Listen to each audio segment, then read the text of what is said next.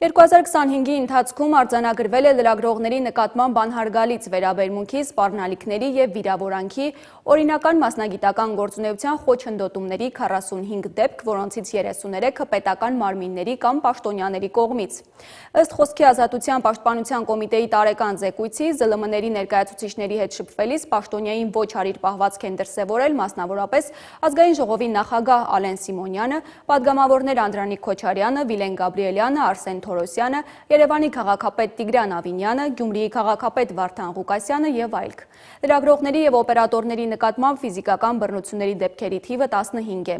Տեղեկություններ ստանալու և տարածելու իրավունքի խախտման 110 դեպք է արձանագրվել։ Տարածված երևույթներ են մնում լրագրողների հարցումներին պետական մարմինների պատասխանների անհարկի ձգձգումը, տեղեկությունների տրամադրման անհիմն մերժումը, հարցերի էությանը չհամապատասխանող ձևական, ոչ լիարժեք պատասխանները։ 2025-ին ընդդեմ լրագրողների ու լրատվամիջոցների ներկայացվել է 61 հայց, ևս երկուսը հեղինակային իրավունքների պաշտպանության պահանջով։